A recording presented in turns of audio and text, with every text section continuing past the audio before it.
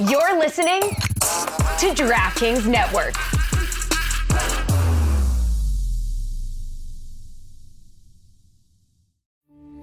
We took it all. We brought them to our land. An endless night, ember hot and icy cold. The rage of the earth. We made this curse. Carved it in the blood on our backs. We did not see. We could not, but she did. And in the end... What will I become? Senua's Saga. Hellblade 2. Play it now with Game Pass. This is the story of the one. As a maintenance engineer, he hears things differently. To the untrained ear, everything on his shop floor might sound fine, but he can hear gears grinding or a belt slipping. So he steps in to fix the problem at hand before it gets out of hand. And he knows Grainger's got the right product he needs to get the job done, which is music to his ears. Call, click Grainger.com, or just stop by. Grainger, for the ones who get it done. This is the Dan Le Batard Show with the Stugotz podcast. Mike has a good nominee here, Stugotz, from your Mets that I'd totally forgotten about. He just said a name during the break that I basically just associate with one play. Yes. I don't have one play Hall of Fame. I don't have any other build information. that out. No, he's been wanting to for a couple of days. Tyree's definitely in it. He's been wanting to keep building out the one play Hall of Fame, but the left fielder for the Mets, Andy Chavez. Yes. Yeah. In a losing effort in the NLCS, the St. Louis Cardinals ended up winning that, but an unreal catch that resulted in a double play because no one could believe that he made that catch. Well, he was standing on the left field wall, was he not? Basically, I saw one time footage from Japan of a guy. It was like the movie either Major League 1 Yeah, I was or wondering. 2. I was wondering if you were doing Major League 2. No, the Asian guy in Major League was also standing. He stood at the very top of it. But he was stealing that from an act. Look it up. We'll be able to find this. We will be able to find on the internet. I got it. I'm sorry. I got it. You got it, Stugotz. We're busy doing something. You got it. You don't know how to turn on your computer. You don't know how to turn it off. You don't know how to turn on the volume. You don't know how to turn it off. I said I apologize. What you don't do is just shut it down. That's what you did last time because you couldn't figure out how to turn off the volume on your computer.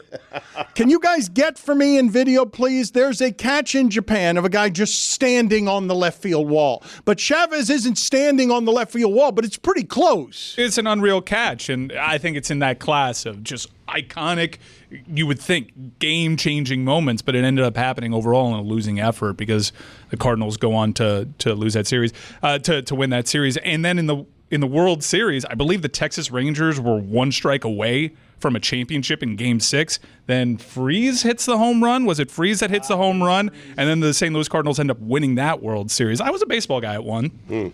It was a long time ago. At one point. At one point. Yeah. 1 point. Oh, I'm seeing this catch right now. There's a couple I'm seeing where in Japan people scaling walls. I don't know if it's the one you're talking about. It's absurd. You can just keep playing an assortment of great highlights of people stealing home runs. I believe that is the greatest feeling that sport can produce, that ball being in your glove. I believe it feels better than even making epic contact at the end of a game. To end a game... Man, Pudge looked like he had the feeling. Because that was like machismo. Oh, yeah, I took your best shot. I got the bleeping ball. You're saying that's a better feeling than Aaron Boone had when he hit a walk-off home run for the Yanks? I'm saying if you can end a game by robbing a home run, having it in your glove, and you're the only one who knows it, I think that feeling is better than the feeling of it hitting your bat and you know before anyone in the stadium that you have the correct contact because of how it feels, how you've connected. I don't know. When Pedro threw Don Zimmer, I think that was a pretty good feeling, too. Yeah. When you just get him and just get out of here. That was more of just like let his weight keep going. It's an old guy. It was like an Olay. He had it coming. Yeah, but you feel good about that one. Put it on the poll, Juju. Did Don Zimmer have it coming? I don't believe this show's stance on Don Zimmer, an old person charging Pedro, and Pedro throwing. How old was Don Zimmer? He was over 80. Old enough to know better. He's been over 80 since, for 30 years. Put it on the poll. Has Don Zimmer been over 80 since emerging from the embryonic fluid? I think I got the all-time, this is top of the ballot moment that came in an overall losing effort. They did win that game, but they lost the series in quick fashion. AI. stepping over Lou. Like that, they won that game one to everyone's shock and surprise, and then they promptly got gentlemen swept. Public shock, They lost in 5. Don Zimmer was 72 at the time. He passed away at 83. No way he was 72. He was. Well, he was 80 since the womb, as Stugotz has already established. He was an old 72. I don't understand how Benjamin it is that Button he or could be 72. Kobe had like a huge game-winning shot against the Detroit Pistons in the finals, but they lost in 5 as well. And that season was like talked about as an embarrassment. That is correct. Looking at that replay, he does kind of grab the top of his head. And I remembered it more as Pedro just kind of letting him go. No. He does kind of grab his head and give him a toss. It was mixed martial arts expertise of using his momentum. He grabbed his ears and threw him down. It's less momentum than I remember, though. It's more ear grabbing. It is. It's not a great look for Pedro. He has a lot of head. Yes, he does. Yeah. That is a lot of old head, and he does a belly flop on the grass. I think David Ortiz afterwards is like, oh, he just has a guttural reaction to it, like, oh shit, look right, oh, he puts his arms out. I mean, that can be a disaster if someone of that age falls that way. They can break their hip. That's usually the start of it. Yeah, I mean, it could have been, and we can laugh about it now, but that could have been something that was super disastrous where Don Zimmer dies 7 months later, because that's usually the start of it. But what if Don Zimmer killed Pedro? Ooh. Well, that doesn't seem to be one of the options given the footage that we're presently watching. Beat him to death with... Pedro's arms flew off his body and stayed on the ears of Don Zimmer. Beat him to death with the arm of John Smiley. Kylian Mbappe putting France on his shoulders to tie a game that looked over in one of the all-time championship performances ever, only to lose to Argentina. Man, that game was a fever dream. I want to talk, Stugotz, about something that happened last night at the Emmys, because I don't know if you guys saw, but Greg Olson won Outstanding Personality and Event Analyst, and is going to have to take a $7 million a year pay cut because he's going to the second team now and Tom Brady is taking his job.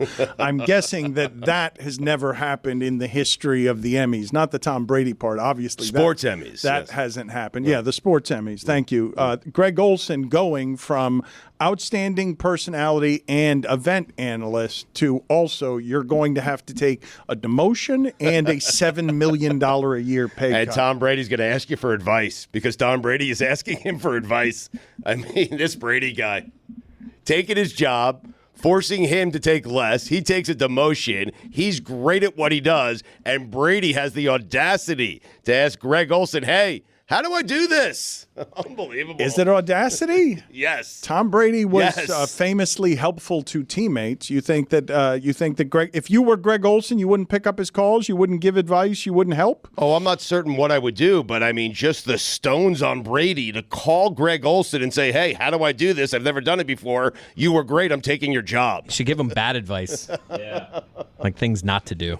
Curse. When he starts talking, talk over him. It kills. T.O. could have been the Willis Reed of our generation. Playing on a broken leg in the Super Bowl? Totally changed the entire reputation of his because of that performance in a Super Bowl, but Donovan McNabb was puking on the field. Mm-hmm. Literally.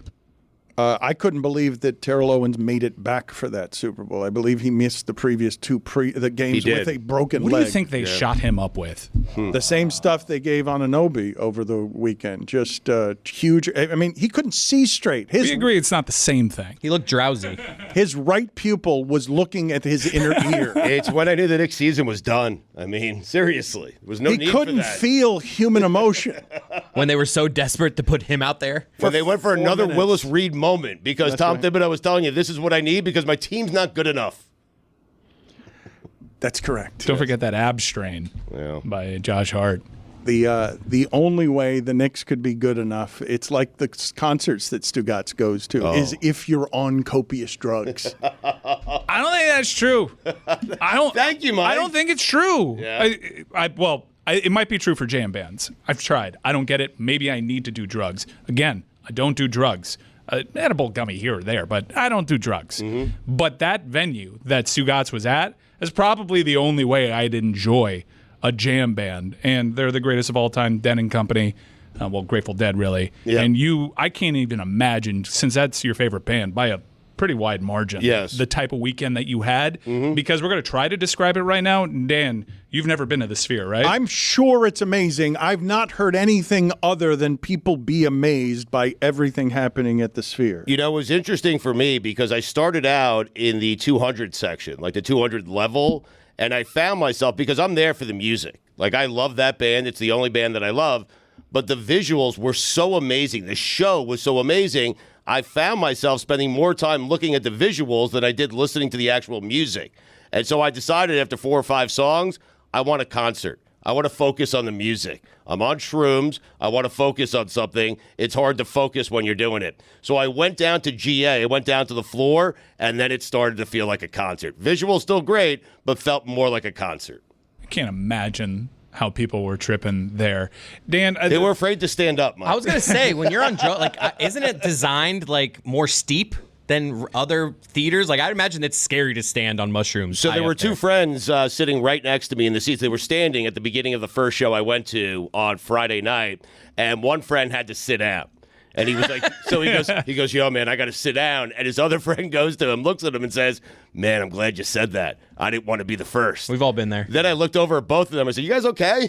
They're like, we'll be okay. I went to the Sphere when we were doing our Super Bowl thing. I saw U2 there. I'm not a big U2 guy, but you've been to everyone here has been to the Grand Canyon? I haven't. No. The best way that I can describe it is you can see all the pictures on the internet of the Grand Canyon. You can hear all the firsthand accounts of the Grand Canyon. But until you're there and there's nothing blocking you from experiencing it, it's unlike anything that you've seen in this country. There's no real way to articulate it. And I think that venue is up there. Like, you could see all the cool venues. They look cool when you're scrolling through IG and TikTok.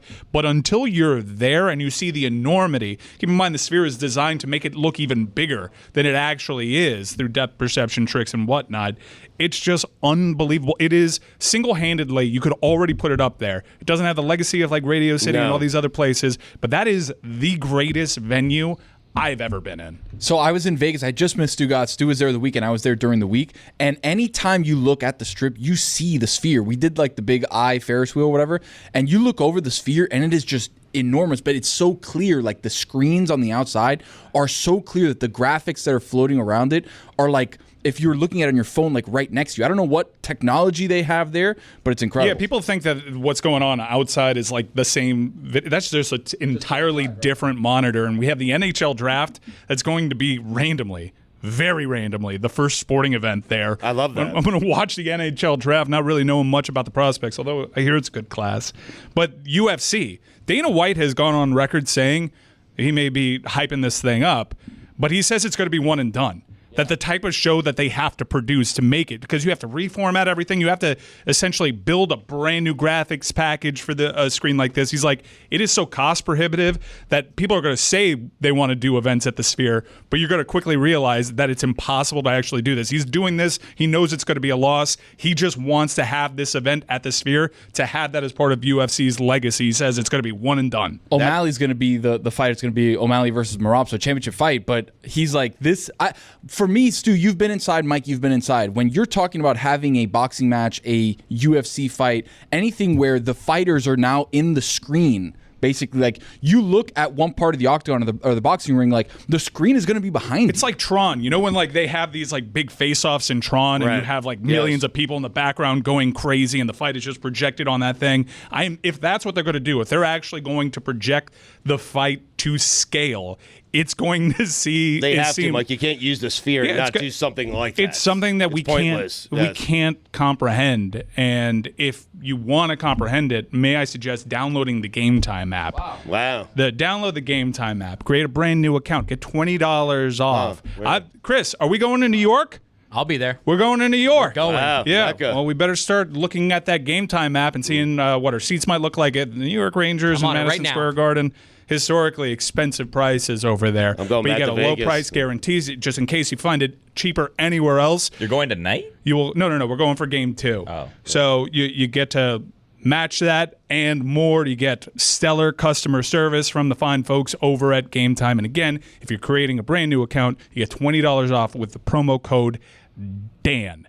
D-A-N. Thank you to Game Time for all of their tremendous support. Since the dawn of mankind, we've cooked our food over an open flame and debated the best way to grill. One thing not up for debate, grilling and beer always go together. And not just any beer will do. Whether you barbecue Texas style or celebrate Wednesday with burgers and dogs, you need a beer that tastes great and is less filling, so you have more room for food. You need Miller Lite. As you guys may or may not know, I'm a pretty decent cook, especially behind the barbecue. So when I start the fire from my smoker on a hot day, really, the only thing that I have to worry about is what wood I'm going to use. The easiest decision for me is what I'll be drinking. That's a nice ice cold can of Miller Lite. Oh, and by the way, here's a pro tip. It really goes well with brisket. Miller Lite keeps it simple, undebatable quality, and tastes as great as your barbecue. A perfect companion for grill masters across America. With the Miller Lite in hand, grilling doesn't just taste great, it tastes like Miller time. To get Miller Lite delivered right at your door, visit MillerLite.com/Dan. Or you can find it pretty much anywhere that sells beer. Celebrate responsibly. Miller Brewing Company, Milwaukee, Wisconsin. 96 calories per 12 ounces. Dan Le Batard.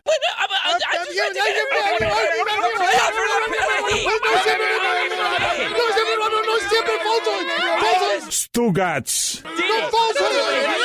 Every cup game. And what? This is the Dan Le Batard Show with the Stugotz.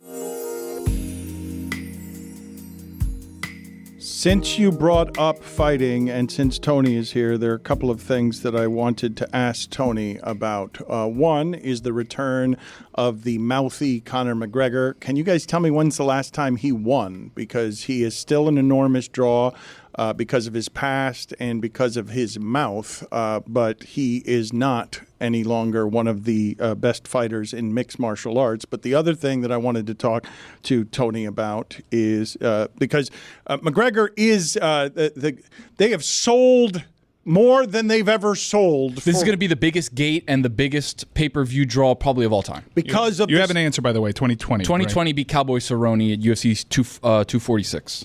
Because of his star power, and no matter who the fighter has been in mixed martial arts, they have not created a bigger star than Conor McGregor. But if he's not washed, he is not in any realm what he used to be, and his life has seemed kind of out of control in a way that makes it really difficult to get into optimal shape because of the recklessness and the distractions and the drinking and the potential crime. Like, there's just been a bunch of shit around him. But the other thing I wanted to ask you about, because you're an expert at corruption, the best we've got around here who isn't Stugotz. Thank you. The Fury-Usyk fight had $120 million lost because 20 million people are estimated to have streamed it illegally. So I don't know how they do the tabulations on this. I know that Dana White is chasing around a single hacker thinking that that is the person who is stealing his money. But the idea that 20 million people would be able to get something for free that would cost the people doing the business $120 million worth of business, I think that's happening in just Hialeah. I believe that Tony was raised by a whole bunch of resourceful Cuban people who know exactly how to do this. In my childhood is filled with Cubans who knew how to execute this particular thing of stealing something that wasn't theirs. Stealing is a loaded term. That's a dirty word. Yeah. If anyone's stealing, it's the UFC from the fighters. Am I right? Well, this is yes, but this is Well boxing. But Dan, I'd say the illegal streamers are the Robin Hoods of this story.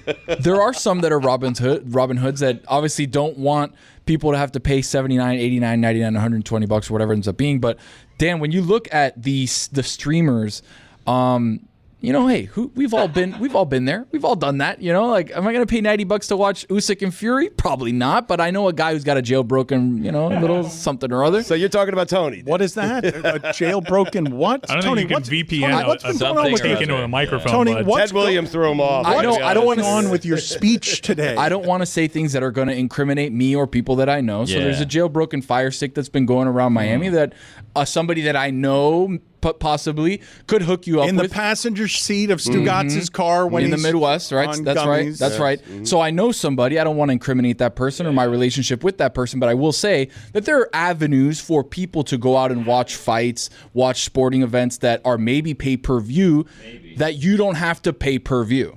In what world is this not stealing? I mean, a rationalized world with no morals? Yeah, it's kind of what we live in right now. Well, how so? It's stealing. If you go to a bar and you go to watch Tony's MMA Live or whatever it's called, like live in person and the fight's on, you're not paying for the fight. Right. So it's free. That's fair. No, if it is a fight that is pay-per-view and you have not paid because you're getting it in your house illegally. Free 99. Because it's, it's illegal. Right. Oh. The crime What is laws? You're borrowing, Dan. theft. Exactly. The right. bar pays, Billy. Like If the a restaurant person- that they're at. Yeah, pays. but Tony doesn't. If you're hungry and you steal a loaf of bread, is it stealing? Yes. Yeah, but you're hungry. But you're hungry. Understood. You're desperate. And hunger is the rationalization for the crime. If you're walking around the beach and you break into Dan Levitard's car, but you're desperate, is it a crime? I'll let you get away with it. Exactly. But I so could why prosecute all of a you. sudden I could Big prosecute Daddy Me but you over wouldn't. here Right. against the streamers for So some what do you want to reason. do, Dan? You want to persecute and you want to prosecute the people that are trying to just have a good time and Your hang out with their fans. friends? They're trying to Exactly. support your Exactly business by right. not paying you for your product. No, I just want to define it as stealing. I neither want to prosecute nor persecute the, Feels like you do. the thief. Sometimes stealing is smart, Dan. I mean, Put it on the poll, please, at Le Batard Show. Is stealing sometimes smart? And also, is watching a pay-per-view fight without paying for it stealing? What if you just listen? Also stealing. But you're not viewing. It's a pay-per-view. These are you're not paying to listen. These are copyrighted things. People pay for the exclusive rights. F1 is very vigilant about this. When you pay for the exclusive rights, you're paying to have exclusivity, not to have someone not pay for what. Yeah, but they don't do you've paid pay-per-view. for. You I'd can like watch to it on pay someone to whatever. never hear about F1 again. I second that. It's a pretty big motorsports weekend. Monaco. It's a giant one, isn't it? It's the biggest one of all time. Oh, come on. It's the biggest one They of all said time. that last time. Get as outta well. here. No. This is the Come biggest on. one of all time. like You got- every look, I'm UFC not. event now, all of That's a not sudden. true. I'm not a UFC Formula 300 is One huge. guy. I'm not. But it is Monaco, and while the race isn't of a certain quality, I have seen a few Monacos in my day. It's not a great race, but it is the prestigious race in Formula One. And here in the United States, I grew up in a time where the Indianapolis 500 meant something. It made stars out of guys like Tony Kanaan and Helio Castroneves. So like, it meant something. Like you would go on late night with Letterman if you won the Indianapolis. right. No, he's right. Help me out, guys. Rick Mears, yes, he's right, Legacy yes. Media over here. Yes. Help me out here. No, you're right. Kanaan. It didn't matter how little you fought. When I was a kid, I thought that there was just that they call it IndyCar. I thought it just had one race its season, that everybody worked to this one race. And when you consider the qualifying process, it seems like it's taken a month all at that track. It's a really big deal. Like I said, the entire sport is named after the Indy 500, and I actually have a tether because I never watch IndyCar, but I've gotten into NASCAR. And with Kyle Larson qualifying inside the top 5, unbelievable. He's aiming to be the only person outside of Tony Stewart to ever lead a lap at both the Indianapolis 500 and then the NASCAR race that follows. This year it's the Coca-Cola 600 in Charlotte. Only one person in human history has ever led a lap in both races on the same day. Not many people. I don't think a lot of people. I think one other person other than Tony Stewart did it. In fact, just finishing both races in the same day is a monumental achievement. So I'm going to be watching the Indianapolis 500 only because of Kyle Larson and his pursuit of this unreal achievement in motorsports. And then the Coca-Cola 600 in Charlotte, God's country, that is NASCAR country. I'm locked into that as always. Tony, Mike is right. There was a time where the Indy 500 winner, if Gordon Johncock won the Indy 500, he would make the late night circuit. You drink milk or something, right? And then you go. Yes. You got to go around 500 times. Common Letterman. misconception. It's 500 miles is the race. It's actually like only 200 laps. 200 laps. F1 is 57 laps. Child's play. Honestly, a mockery of racing, but that's neither here nor there. Did you see who's in the pace car for the Indy 500? Another tether for you. Who? Ken Griffey Jr. from your M's. Oh, my M's. What? Yeah. My M's red hot, by the way. Are A they? huge comeback win at Yankee Stadium. We don't have to talk about the M's. But the Indianapolis 500, like I mentioned, used to mean something. And this is the first time I've watched it in several years. It's just because a NASCAR driver's in it. By the way, suspensions and fines levied against Ricky Stenhouse Jr. I saw another angle of that fight, and Ricky Stenhouse is literally screaming, "Dad! Dad!" as his dad gets punched in the face by Kyle Busch. And then Ricky Stenhouse goes to Kyle Busch and says, "I'm going to wreck you in Charlotte." Is that the crazy Busch? No, well, if Trick you look, question. They're both crazy. they're both, They're all especially if you crazy. dig into what happened to Kurt Busch. I'm gonna wreck you in Charlotte is quite the thing. It's like Talladega Nights. That's something Will Ferrell would I'm say. going to wreck you in Charlotte. And then what Kyle Busch says is, "Bring it. I suck as much as you. This season's a waste." Let's get the video up here, Stugotz, quickly for Celtics fans leaving last night's game early so that I can revisit Stugotz's Ray Allen experience. Stugotz left the arena to beat the traffic, Game 6. Ray Allen makes one of the most historic shots ever. Stugotz hears the vibrating arena, tries to get back in, but evidently, I don't know if this is a rule everywhere, but in Miami, once you've left the arena, you cannot get back in. They will not allow you in, even if you have a That's ticket all stub. arenas. Yeah, it's I didn't try to get back in. I knew I was not getting back in. Everyone else tried to get back in, and as they were running past me, I told them, "You're not getting back in." Like, I just go feel home. like in retrospect you have no regrets because you definitely beat traffic, which was your objective that day. Yeah, but I missed one of the great shots of all time. Like, I You're missed fine, that though. moment. Yeah, I was fine. No, but had totally the Heat fine. lost Game 7, it would have been on Taylor's I was list. sleeping by maybe. 10:45. It was good. You guys have to understand that when he's talking about it, he'll tell people he was there anyway. So he was there. he gets You're the the- only guys that well, know. I he mean- wasn't there for the shot. was at I the saw game. everything. Yeah. But he wasn't, and he didn't. He had to. He heard the noise and then was confused. I wish we had video of that, of a startled Stugotz like trying to waddle to his car quicker than everybody, and then wondering where everybody is because he's the only one waddling to his car. I thought of another all-time moment that happened in a losing effort. Many said it was impossible when the Intimidator broke his collarbone to win the pole at Watkins Glen. He won that pole. Didn't win the race, but he won the pole with a broken collarbone. Raise hell. Praise Dale. Billy, you said you didn't want to hear any more about racing. F1, I said. We took it all. We brought them to our land. An endless night, ember hot and icy cold. The rage of the earth. We made this curse. Carved it in the blood on our backs. We did not see. We could not, but she did. And in the end, What will I become? Senwa Saga. Hellblade 2. Play it now with Game Pass. Dan Le Batard. Gonna get some golf ASMR. Stugotz. Oh, me. This is the Dan Le Batard Show with the Stugotz.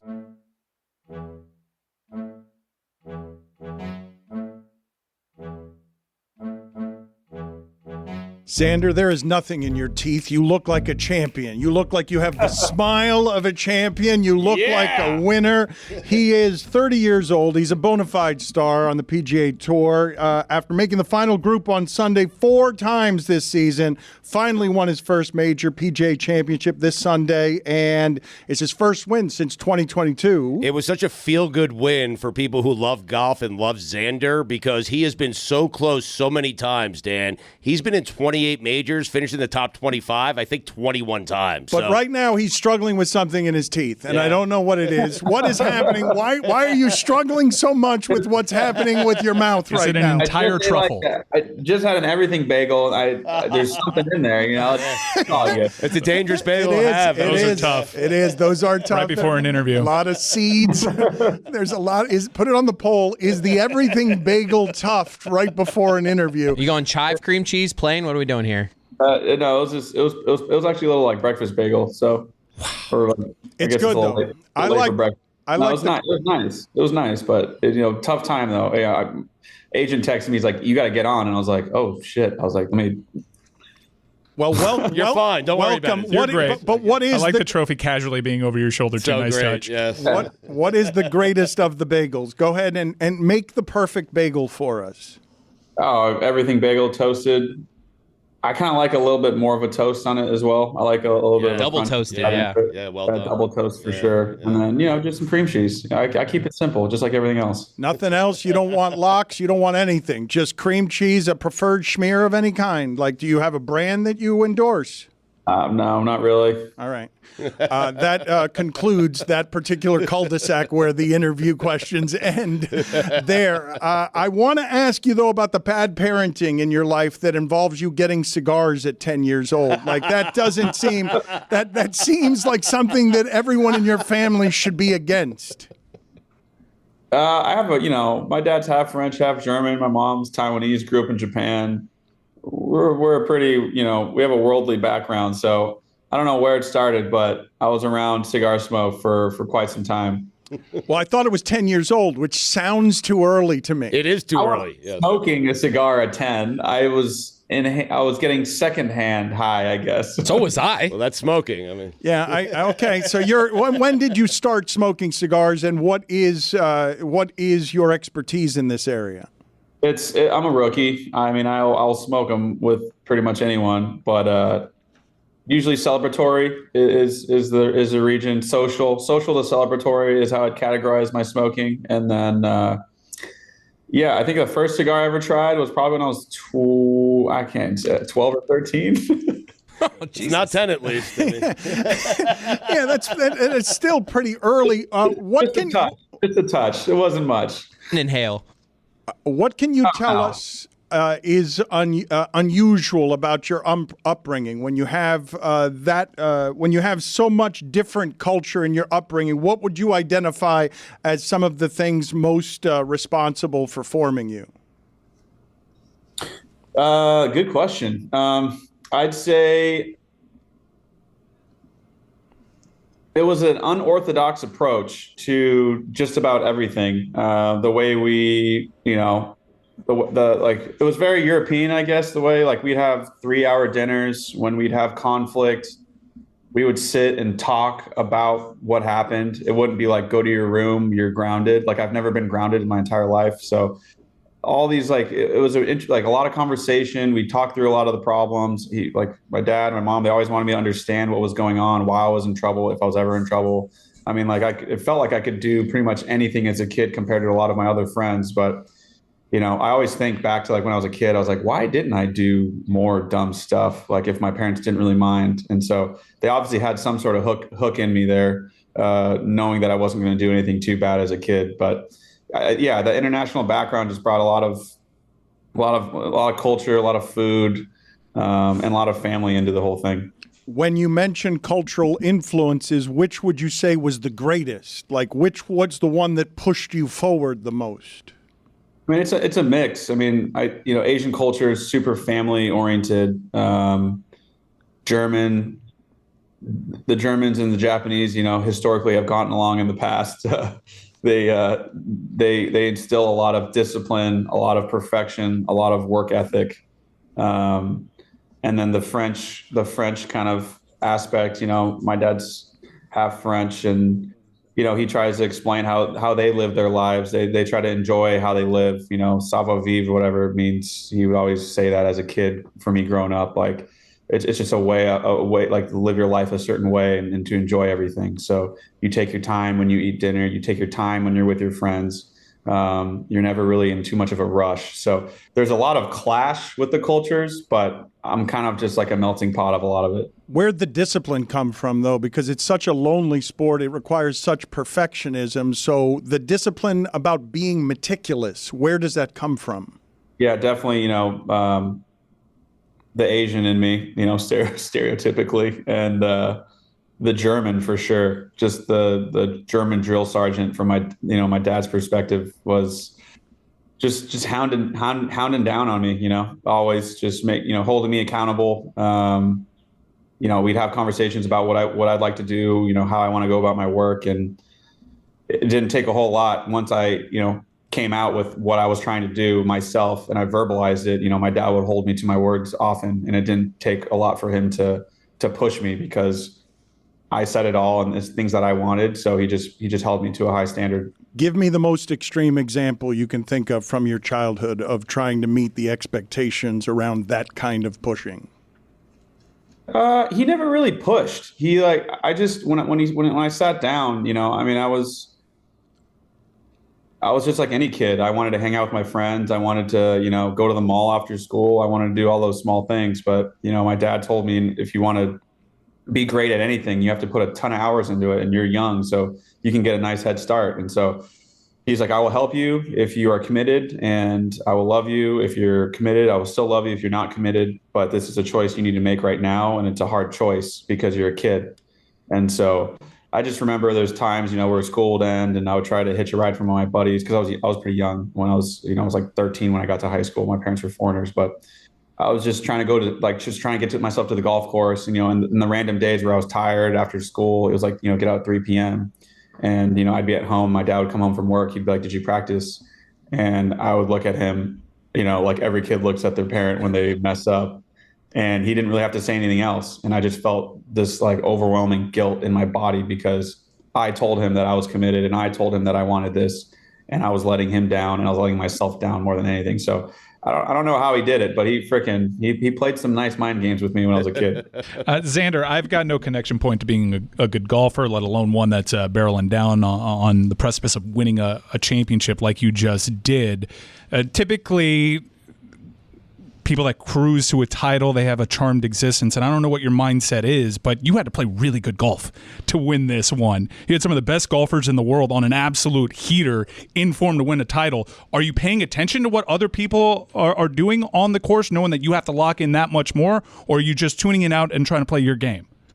Well, I mean, both. There's these leaderboards that are like 30 by 30, they're massive. You just see them everywhere. So I look at it, I recognize it, I embrace it, and then I just have to lock in. I got to realize, why am I in this position? It's because I've been staying in my lane. It's because I've been doing all these things the way I do them. And so it's easy to get, lost in the sauce, like looking too far ahead. And you just look at the board, you accept it, you embrace it, and then you just get to work. You know exactly what you have to do to win a tournament. And hard part's doing it, obviously, but just locking in after every shot. It's like a weird 3 hours of your life because it's going really fast, but it's also so slow at the same time. It's strange. It's hard to explain.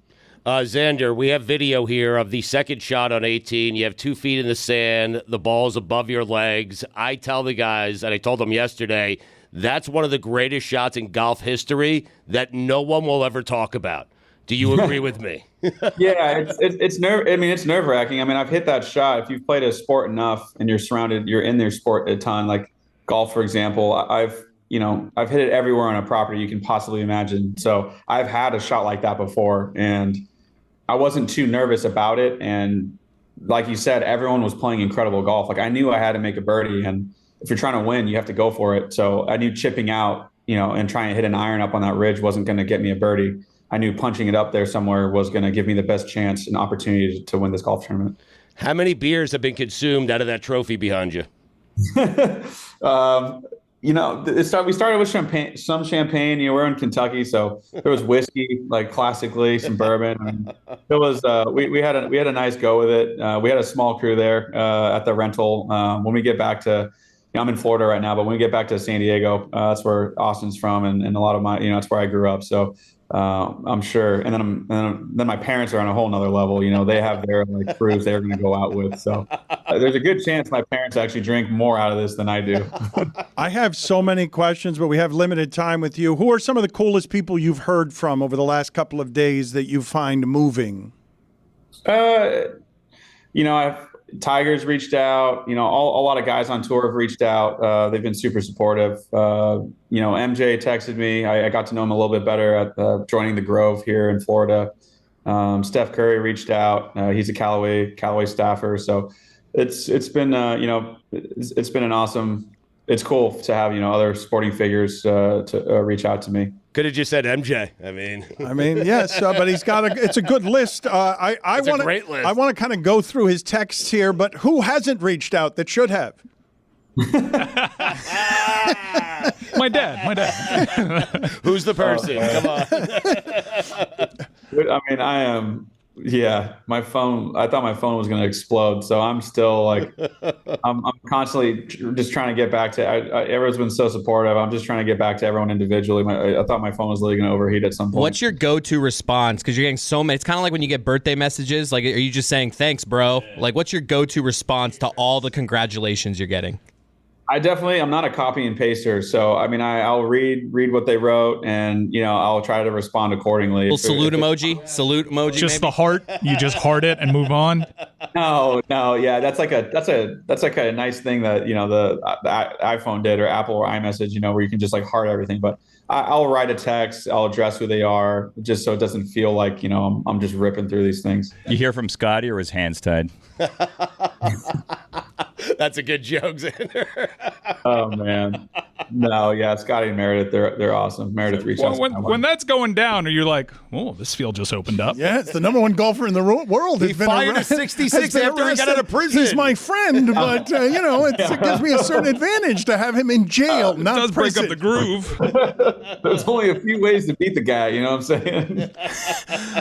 What is the best of the group chat? Because I've been told by sources that the group chat that you have changed the group chat to include Scheffler's mugshot. That was not. There was someone else on our table that did that. It was the day after. We needle Scottie. He kicked it like a champ. So our little group chat for our physio table, it ended up being a mugshot of Scottie, and he took it great. He showed up the next day smiling at everybody. But take us through you learning the news and where you were. Just take us through everything that happened there, where you realized my friend's in jail. This isn't terrible for me. They can wait. They can wait a while before they let him out.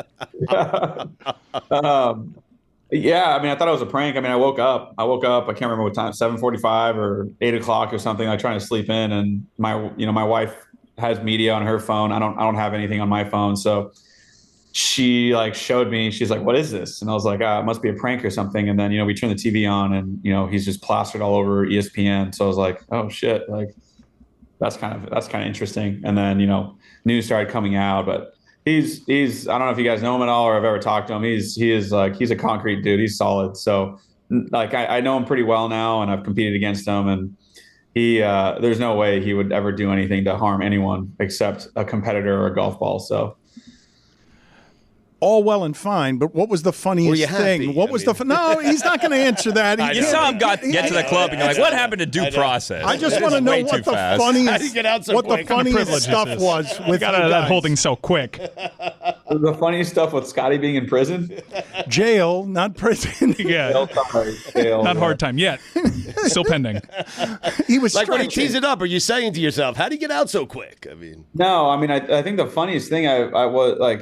I don't know how people in Kentucky had like a screen printer, but they had like mugshot shirts like an hour and a half after he was released. And I was like, walking around property, you know what I mean? And like kids are wearing a free Scottie shirt. I'm like, people are incredible these days. I don't know how they do it. Yes or no question. We will let the champion go on this one. Yes or no. You will at one point wear one of those T-shirts in front of him.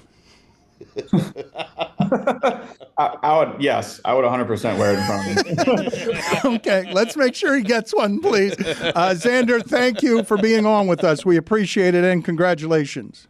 Thanks, boys. Since the dawn of mankind, we've cooked our food over an open flame and debated the best way to grill. One thing not up for debate, grilling and beer always go together. And not just any beer will do. Whether you barbecue Texas style or celebrate Wednesday with burgers and dogs, you need a beer that tastes great and is less filling, so you have more room for food. You need Miller Lite. As you guys may or may not know, I'm a pretty decent cook, especially behind the barbecue. So when I start the fire from my smoker on a hot day, really, the only thing that I have to worry about is what wood I'm going to use. The easiest decision for me is what I'll be drinking. That's a nice ice cold can of Miller Lite. Oh, and by the way, here's a pro tip. It really goes well with brisket. Miller Lite keeps it simple, undebatable quality, and tastes as great as your barbecue. A perfect companion for grill masters across America. With the Miller Lite in hand, grilling doesn't just taste great, it tastes like Miller time. To get Miller Lite delivered right at your door, visit MillerLite.com/Dan. Or you can find it pretty much anywhere that sells beer. Celebrate responsibly. Miller Brewing Company, Milwaukee, Wisconsin. 96 calories per 12 ounces.